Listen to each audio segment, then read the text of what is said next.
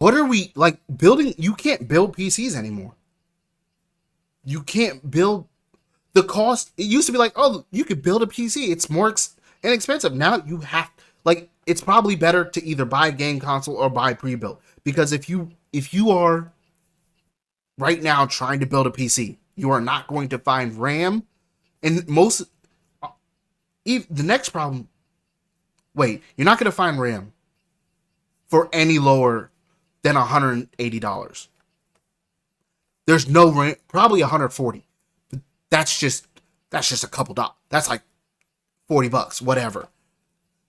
Still, but even the 140 is now just 16 gigs. 16 gigs of RAM is $140. When back a year ago, a literal year ago, RAM used to be, I think, it would have been like $50, maybe for 16 gig. 16 gigs of RAM